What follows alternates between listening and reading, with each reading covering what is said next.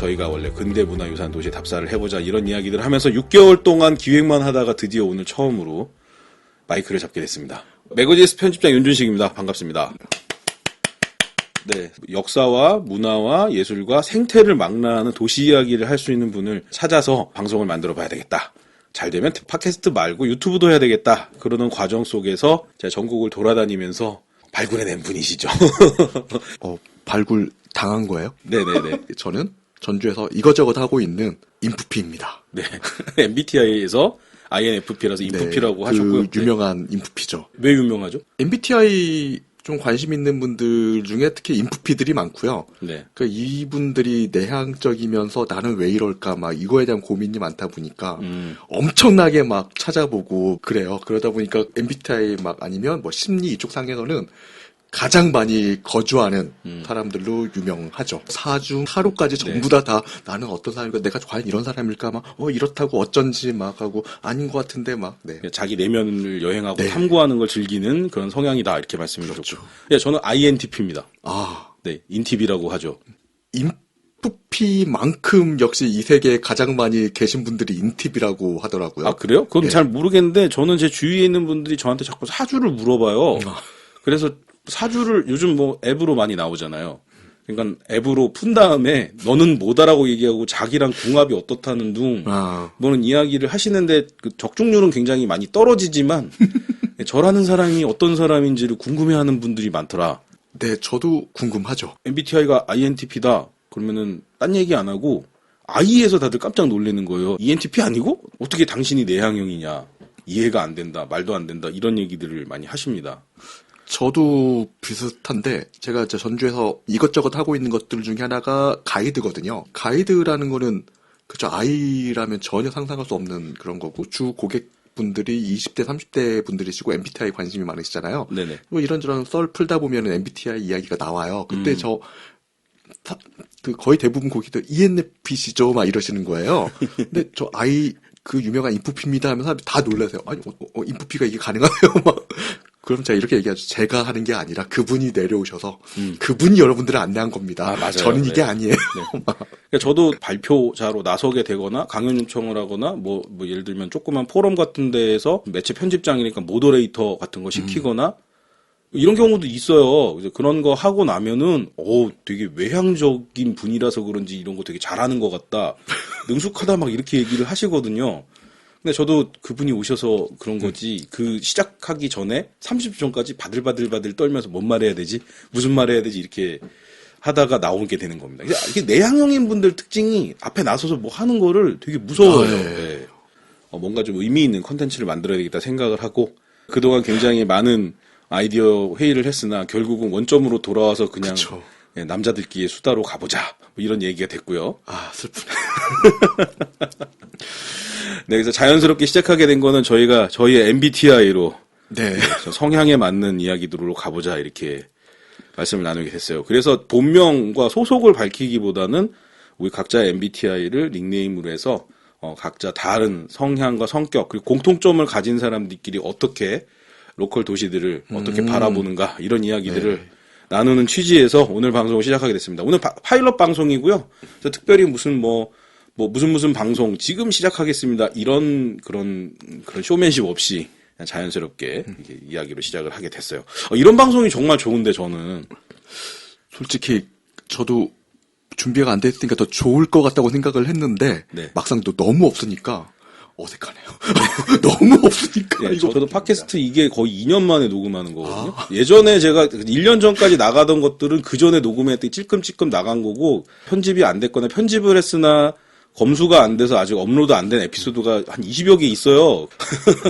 지속 가능한 로컬 얘기, 지속 가능한 대한민국 얘기를 해야 되는데 무슨 얘기부터 해야 되나 하다가 줍줍한 게 이제 저기 남쪽, 서남쪽 어딘가에서 그래서 저희 이제 뭐 거의 한 달에 한 번 정도씩 만나서 서로 멀리 떨어져 있으니까 어쩔 수가 없거든요. 만나서 이제 팟캐스트 형태로 이야기들을 시작해 보려고 그러는데요. 오늘 파일럿 방송이고 저희가 어떤 사람인지 또 저희가 돌아다녀 본 로컬 도시 이야기들을 하다 보면 뭔가 주제가 잡히지 않을까 그렇게 생각됩니다. 3분 넘게 너스레를 떨었는데 이제 빨리 본론으로 들어가도록 하겠습니다. 첫 만남 기억은 안 나는데 저는 기억 안 나는데 2는 아니었던 것 같았어요. 그런 느낌 있잖아요. 딱 뒤에 앉아 팔짱 끼고 앉아가지고 네가 얼마나 잘하는지 봐주겠어 막 뭐 그런 분들 치고 말 많으신 분들 없잖아요. 네네네. 그래서 처음 우리가 만났을 때가 전주 시청 앞에서 만났어요. 기억나시죠? 진짜 첫 만남은 여수에서 다른 행사 때 만났지만은 실제로 친분을 쌓은 건 그 이후에 서로 페이스북 친구부터 시작을 했던 거예요. 그래서 저 첫 만남은 여수로 인식을 하다 보니까 그래서 그렇구나. 네. 그래서 그랬던 것 같긴 한데 저는 이제 얼굴도 기억 안 나고 성함도 기억 못 하다가 페이스북으로 연결이 되고 페이스북에서 교류하다 보니까 여수에서 우리 만났던 그거 인연이다. 그때 저 여수역으로 이동해야 되는데 기차 시간 가까운데 막 발 동동거리고 카카오 택시 불러도 너무 가까운 거리니까 오지도 않고 그랬는데 그때 이제 저를 그때 전주 올라가면서 역에다 내려주신 게 인연이 됐는데 운전하신 분에서 제가 뒤통수밖에 못 봐서 얼굴도 못 봤던 거죠. 그래서 동승자였던 분 덕분에 이제 인연이 연결돼서 이렇게 온 거지만 그래서 그때 그 감사함이 있어서 식사 대접이라도 해야지 그래서 전주를 간 김에 연락을 드렸던 건데 만나기로 한 장소에서 저분이구나를 알아본 거죠. 어떻게요? 아니 그냥 뭔가 공감대가 있어서 그런 건데 제 주위에 좀 특이한 사람들이 많거든요. 진짜 특이했던 게 보통 전주 시청에 있다 그러면 정문에 있거나 시청 현관에 있거나 아니면 특별히 장소를 지정해줘서 그 옆에 있는 파라솔에 있다든가 이렇게 얘기를 하는데 전주 시청에 오시면 됩니다라고 그랬는데 전주 시청 앞에 그 잔디밭 광장 있잖아요. 네. 그 한가운데 서 계신 거예요. 그랬구나. 네. 네. 그래서 이분은 도대체 어떤 사람이지? 시청이 나는 그래 광장이고 하다 보니까 이게 어디서 진입할지 몰랐던 거예요. 근데 진입을 하더라도 딱 거기에서 만나게 되어 있거든요. 그 전주시청 구조가. 그래서 네네. 거기에 서 있었던 것 같긴 한데 한눈에 알아보셨다니. 분명히 저 사람일 것 같은데 그렇게 가서 괜히 물어봤다가 혹시 도를 전하는 사람인 줄로 오해받을 수 있다고 생각해서 형식적으로 전화를 걸은 거죠. 그래서 전화기를 들면서 저예요라고 해서 만났던 건데 만나기 30초 전부터 제가 간파를 했던 겁니다. 저 사람이다. 뭔가 특이해. 나하고 인연인 것 같아. 이제 이렇게 시작이 됐던 거고 호의를 갖게 됐던 거는 그 이후에 기왕 전주에 오셨으니 전주를 한번 돌아봐야 되지 않겠느냐라고 하고 무려 1시간 만에 전주 시내를 빠질 돌아다니면서 그때 한옥마을을 비껴 지나가면서 갱리단길 그다음에 요즘 외리단길이라고 부르는데 이런 데를 거쳐서 전주 예전 가명터였나요? 전주 속성으로 이렇게 보여주시면서 그러면서 전주 또 원도심 들어가면서 여기가 어떤 유서를 가진 가게고 이런 설명을 빠른 속도로 해주시는 걸 보면서 숨겨진 고수를 만났다 이런 느낌을 받았던 겁니다. 숨겨진 고수라기보다는 전주가 생각보다 작고요. 다 몰려 있고요. 그 다음에 한정된 자원으로 최대한 많은 걸 돌아보자 여기에 너무 익숙해져 있다 보니까 그렇게 다녀왔고 그러니까 저도 제 주변 사람 다 그렇게 원하는 줄 알고 그렇게 데리고 왔었고 그게 그냥 장착이 되어서 좀 자연스럽게 그렇게 했던 것 같아요. 지금 생각해보니까 실례네. 근데 제가 전주에 대해서는 전략적으로 생각하고 있었던 이유가 있어요. 왜냐면 제가 이제 예전에 로컬 트렌드 분야를 취재하던 매체 편집장 경력이 있다 보니까 그때 이제 이쪽 로컬 쪽에 관심 갖는 분들, 특히 또 도시재생 관심 갖는 분들이 성지처럼 생각하는 미국의 도시가 있습니다. 포틀랜드라고. 네. 근데 포틀랜드 안 가보고 거기 어떤 도시인지 잘 몰라요. 네, 가까운 분들 얘기도 별로 많이 못 들어봐가지고 그런데 포틀랜드 이야기를 들어보면 계속 반복해서 나오는 게 도보 이동, 걸어서 이동할 수 있도록 압축 성장한 도시다라는 얘기를 해요. 근데 압축 성장이란 말을 하니까는 진짜 딴 나라 얘기처럼 들리는 건데 신도시를 굳이 만들질 않고 고층 빌딩 안 짓고 있는 거 그대로 계속 활용하는 쪽으로 가다 보니 원도심 안에서 계속 생활이 이루어지니까 도보로 생활이 되는 거예요. 원도심을 벗어나서 신도시 개념이 되게 되면은 자동차로 이동할 수밖에 없거든요. 그쵸. 네네. 이제 그리고 그렇게 되려면 어느 정도의 소비력이 있어야 되고, 그러니까 대량 생산, 대량 소비가 이루어지는 대도시 규모로 가야 되는 건데, 포틀랜드가 이미 1950년대부터 대도시화 되는 거에 대한 우려를 가지고 60년대인가 그때부터 이제 주 조례를, 오레곤주 주 조례를 통해서 더 이상 우리는 성장하지 않겠다. 성장 한계선을 그리고, 그래서 그 성장 한계선 바깥으로 도시가 나가지 않게 된 거죠. 그러니까 위성도시나 베스트타운 개념 없이 도시가 만들어집니다. 그래서 그 포틀랜드가 전주랑 좀 유사한 면이 있는 거예요. 그러니까 이게 이 오레곤 주라고 하는 도시인데 오레곤 주 산업이 농림업이거든요. 농업과 임업이거든요. 그래서 포틀랜드인 이유 포트가 이제 항구잖아요. 네. 그러니까 임산물을 수송하기 위한 항구. 그 포틀랜드 강이 옛날에 오래된 근대 도시만 해도 항구의 개념이 항만을 따로 짓는 게 아니라 강의 하구 전체를 배를 거기다 거기다 대면은 전부 다 항구 개념이었기 때문에 그렇게 이제 성장하게 된 거거든요. 그래서 그게 대도시화된 인접 지역에 있는 도시가 시애틀이거든요. 미국에서는. 네. 그러니까 시애틀에 보잉사도 있고 그래서 이 목재를 1차 세계대전, 2차 세계대전 때 군수물자 만들고 미국이 그때 이제 서부 개척하고 이런 과정 속에서 서해안에 인접해 있는 도시로서 시애틀과 그 캘리포니아 고주 사이에서 그 교량 역할을 하던 그런 지역 거점 도시였는데 그 대도시화하지 않고 압축 성장을 하면서 인구 규모는 60만 정도 규모로 남아있게 된 거예요. 전주가 65만. 65만인가요? 네네. 65만이고, 포틀랜드라는 데가 제가 가보진 않았습니다만은 인구가 비슷하다면 전주랑 비슷할 수 있겠는데. 네. 그리고 미국의 주 개념이 우리로는 도 개념이기 네. 때문에 포틀랜드가 그 주의 주도예요. 그래서 어떤 면에서는 그 전라북도와 전주의 개념이 좀 유사할 수 있지 않냐라는 제 나름의 추측을 해본 거죠. 그러니까 결과는 같은데 과정은 약간 다를 수 있다는 생각이 들었는데 전주는 이게 너무 커지면 안 되겠다. 우리가 그 개발을 제한하자가 아니라 전주가 왜 이거밖에 안 돼. 조선시대 때는 뭐 우리나라 남북 한합쳐 5대 도시고 막 그랬었는데 네네. 전라도라는 이름이 어디서 나왔어. 전주와 나주야 나주야 막 이러면서. 그런데 왜 우리는 이렇게밖에 발전을 못했어. 더 발전해야 돼. 라고 자꾸 원도심 주변으로 전주도 막 신도시들 요즘 혁신도시라고 해서 개발시켰었는데 덕진구 쪽에 뭐 만드는 거 있죠. 네. 그래서 전주는 거의 구호처럼 됐던 게 100만 도시였어요. 100만 도시 만들자 했는데 결국은 100만 도시가 못 되고 멈춰버린 거죠. 어떻게 보면. 그러다 보니까 약간 다른 점 우리는 더 클 것 같으니까 멈추자가 아니라 더 커야 되라고 했는데 이제 끝인가 한계인가 딱 이렇게 된 상황이고 이야기가 좀 다른 것 같긴 한데 한옥마을이 이제 원래 그 전통 가옥 그 보존지구로 묶였거든요. 서울 북촌이랑 90년대 말에 풀리는데 한옥마을 때문에 그 주변에 전부 다 아파트를 못 짓는 건 아니었어요. 네네네. 근데 이제 그게 어떻게 좀 와전됐는지 한옥마을이란 전주의 문화재들이 많고 전통도시 이걸 유지하기 위해서 고층 건물을 지을 수가 없었다 원도심에. 네네. 그래서 고층 건물이 없는 거다라고 얘기하시기도 하고 이미 시장 논리로 봤었을 때도 고층 건물이 수요가 되고 경제성이 있다고 생각했을 분명히 지었을 건데 못 지은 이유가 있다. 네, 시장성 자체가 없었던 거죠. 그러니까 전주라는 도시가 좀 애매한 게 도청 소지이긴 하지만 근거리에 1시간 정도 거리에 대전이랑 광주가 있거든요. 네네.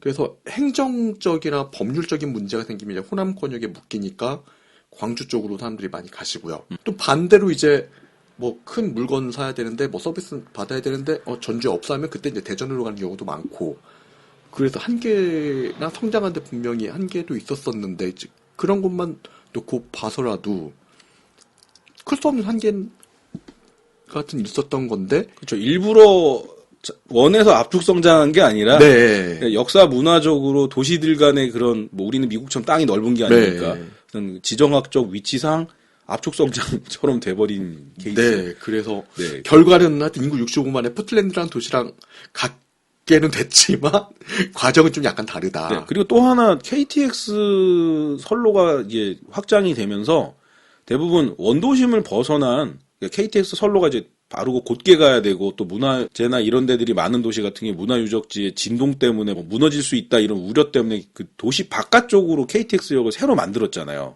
대표적인 게 광주동정역, 그다음 신경주역 이런 게 이제 그런 케이스인데 전주는 기존 철도 노선으로 KTX가 들어가다 보니 도시가 뭐 신도시 형태로 막 분산되면서 발전되지 않았던 거 아니냐.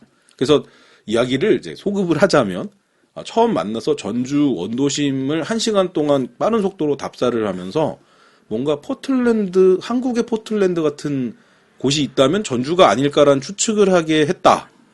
이 이야기를 드린 이유가 뭐냐면 제가 INTP이기 때문에 이런 상상을 한다는 얘기를 하고 싶었던 거예요. 10분 동안 제가 얘기했던 게 뭐냐면 INTP이기 때문에 이런 관련적 생각을 하고 정리 안 됐지만 이런 추론들을 한다. 예, 그래서 NT가 강화된 INTP의 속성을 말씀드리려고 이런 얘기를 했습니다. 제 소개가 됐는지 모르겠네요. 아, 네. 그러니까 인프피도 솔직히 상상 엄청 많이 하거든요. 네네. 상상을 많이 하는데 다만 T가 사건이랄지 네네네. 흐름 중심으로 가는데 F는 관계 중심으로 많이 그쵸. 간다고 하잖아요. 예. 그러니까 그게 T 쪽에 강하신 분들 논리적이랄지 인과관계랄지 이런 식으로 네네. 생각을 한다면 F 강하신 분들은 말 그 분위기랄지 네네. 이런 쪽으로 그러니까 상상을 많이 하는 거죠. 어떻게 보면 네네. 공상을 많이 하는 네. 거고. 그래서 한편으로는 저도 주변에 이상하게 인팁분들이 많아요. 친한 사람들이. 인팁을 끌어들이는 힘이 있는 거군요. 신기해요. 인팁들을 볼 때마다 한 발짝 두 발짝씩 더 생각을 하고 있어요. 보면 그림도 더 명확하게 그리는 것 같고 저희는 막연하게 스케치하는 그런 정도 수준이라면 인팁들은 설계를 하고 있는 그 네 느낌? 그런 느낌이어서 저 신기한데 저것들 뭐지? 대신에 좀 재수없는 부분들이 있죠. 그것도 있고 솔직히 이야기하면 적으로 만들고 싶진 않다. 친하게는 지내고 싶어도 이런 솔직히 같이 하고 싶지 않다. 자기가 머리가 좋다는 거 알게 모르게 티를 내요 보면 확실히 다른 게 저희 쪽은 될 수 있으면 싸우지 말고 둥글게 그냥 좋은 게 좋은 거야 내지는 다 이유가 있었을 거야 그냥 넘어가자인데 인팁은 참지 않더라고요. 참는 거예요, 근데. 아예- 참은 결과 얘기를 한 거예요. 그러니까 리액션이 센 거지, 인팁은. 저가 보는 인팁은 좀 챙겨주고 싶은 게 있거든요. 아, 그래요? 네, 좀 잘난 친구들인데 왜 혼자 외톨일까? 왜 막 세상을 막 적으로 일부 왜 돌릴까? 능력도 있고 막 그런데 왜 그럴까? 굳이 사건을 일으킬까? 논란을 일으킬까? 좀 그렇게 보이는데 이해도 되는 게 얘기하는 거 자세히 들어보면 틀린 말도 없어요. 그리고 논리에 다 맞고. 그러니까 한편으로도 얄밉죠. 괜히 막 나중에 와 찾아가서 뭐 음료수 하나 사주고 싶고. 측은하구나. 네, 그게 있는데 효과는 없는 것 같더라고요. 또 막상 가보면 별 타격이 없는 것 같아요. 제가 인프피인 그대를 발견은 제가 했는데 줍줍은 인프피가 해준 거네요, 인팁을. 인팁 분들도 인프피를 깝깝해는 하는데 싫어하진 않는다고 하더라고요. 그나마 주변의 여러 유형 중에서 내 멋대로 살게 내버려두라고 할 때 이해해주는 가장 또 그런 스타일 중에 하나도 인프피라고 하더라고요. 그러니까 F 중에서 가장 F가 인프피고 T 중에서 가장 T가 인팁이라고는 하는데 아, 그래요? 그건 처음 알았어요. 네. I니까 내향이니까 더 들었다 파니까. 또 N이니까 또 생각은 막 이렇게 퍼져가고 게다가 또 P니까 계획도 없이 막 F 쪽으로만 계속 막 이렇게 가고 있는 거고 F하고 T 차이 말고는 생활 습관이나 태도랄지 네 글자 중에 세 글자가 같은데 공통점이 더 많죠, 아무래도. 네. 인팁이 똑똑해 보이는 거지 똑똑한 게 아니에요. 왜냐면 이 사람, 제가 제 얘기를 해야 되는 건데, 그 내 세계에 파묻혀서 그것만 골똘히 생각하면 그 분야는 똑똑해 보이게 말이 나올 수밖에 없잖아요. 네, 그런 건데, 제가 볼 때는 집단이나 이런 데 안에서 따돌림을 당해서 혼자 있는 게 아니라 혼자 있을 수밖에 없어요. 뭔가 표현하는 방식이나 생각하는 구조가 다른 사람들 입장에서는 그렇게 편하지가 않고 그다음에 본인도 다른 사람하고 소통을 하려고 하면 막힘이 많은 게 있는 거죠. 왜냐하면은 약간 그 직관적 사고를 하니까 초월을 하는 경우가 있는 거거든요. 자, 예를 들면은 우리 4명이서 어디를 가야 될 것 같은데 그러면은 직관형이 강한 사람은 그걸 뭐하러 물어보냐? 당연히 이 시즌에 우리 4명이 갈 땐 뻔하지. 이런 식으로 얘기를 하니까 과정을 중요시 여기는 사람 입장에서는 이게 뭐 하자는 거야? 이렇게 생각하는 거거든요. 근데 막 회의를 한 다음에 결론을 내면은 맨 처음에 그 말하고 사라져버린 얘 말이 맞아. 결국은 그런 결론이 나오는 거예요. 4명이 모였는데 한 명은 뭐 가정을 돌봐야 되고 뭐 1박 2일이 어렵다. 중간에 한 명 나가야 된다. 그럼 굳이 1박 2일을 굳이 해야 되냐? 당일치기로 어디를 가는 건데 누구는 무슨 알러지가 뭐가 있고 그럼 어디 가서 뭐 먹는 게 딱 나오게 되는 거거든요. 그러니까 직관형이 강한 사람은 그거를 하나하나 따져 묻지 않고 이거니까 이거야. 딱 이렇게 돼버리는 케이스인 거죠.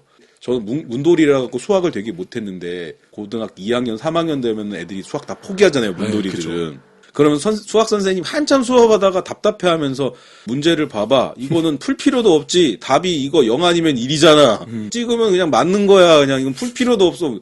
그럼 이제 애들은 이제 그거 보면서 기겁을 하는 거죠. 이런 게 사실은 과정을 초월해서 결과를 보는 게 이제 직관이 강한 사람들의 역량이다 보니 이제 똑똑해 보이는 것뿐이지 똑똑한 건 절대 아니에요. 하긴 똑똑하면 그렇게 말하지 않아요. 그렇죠. 한국 사회에서 똑똑하면은 그렇죠. 네, 오히려 침묵하지. 그러고 나서 다 끝날 때 좀 빙긋하게 해서 내가 그럴 것 같아서 이미 그쪽 지역에 있는 펜션이랑 음식점 리스트 찾아놨어. 이러면 센스 있어. 이렇게 되는 거죠. 본인은 뭔가 역할을 하려고 한 건데 역할을 한 것 때문에 미움을 사는 거고 결국은 모두가 그 역할에 의해서 돌아가게 되는데 뭔가 좀 껄끄러운 상황이 되는 경우가 많습니다. 인팁은 무언가를 아는 사람, 아는 사람이고 네. 인프피는 보는 사람이라고 하더라고요. 오. 안다고 보는다. 그러네요. 네. 네. 그래서 의외로 재밌는 게 NT하고 이제 NF가 만약에 만난다면 또 접점이 인팁이랑 인풋이라고 또 하더라고요. 오, 우리가 뭔가를 하려고 하는 게 바로 그런 것과도 관련이 있을 수 있겠네요. 그러니까 극과 극은 통한다 약간 좀 그런 걸 수도 있고. 어쨌든 우리 차이점이 그 MBTI로 따지면 T와 F라서요. 이거 나쁘지 않네요. 좀 아재 같은 느낌이 너무 강하게 하는 TF, 태스크포스 괜찮네요. 이거 로컬 도시 TF 뭐 그렇다 우리가 막 그 TF 짠다고 막 한 것대로 막 심시티처럼 되는 건 아니니까. 방구석 TF인가?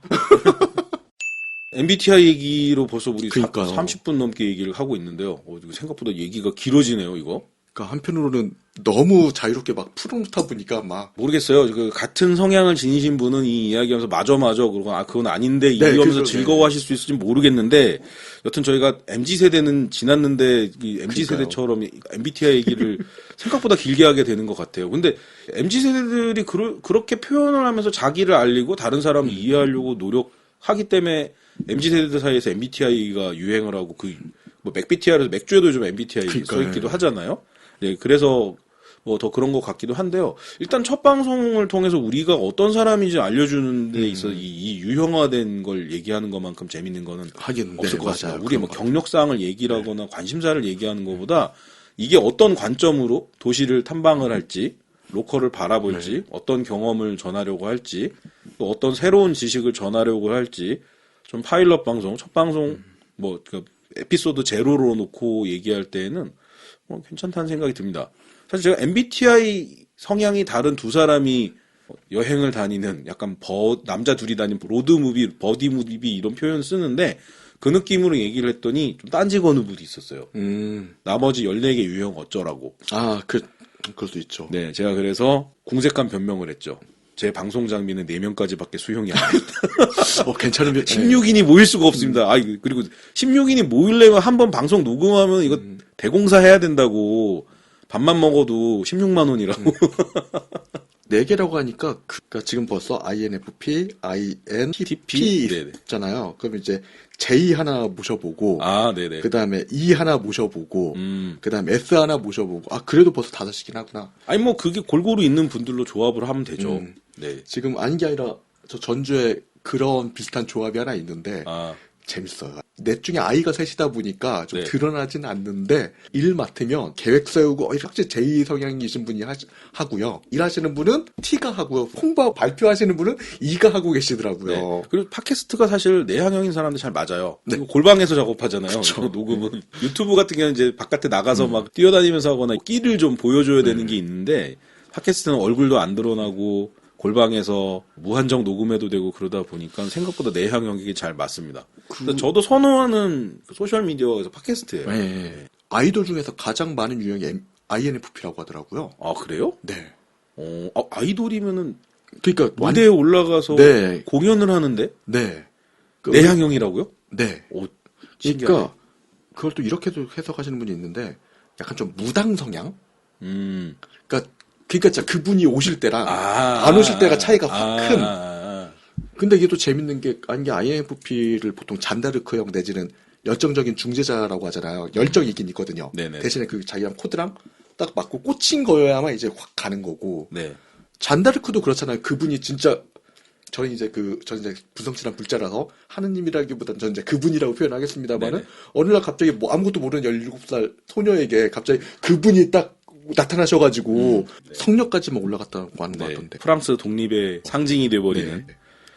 자, 그래서 본의 아니게 기믹이 탄생했습니다. 우리 MBTI 방송.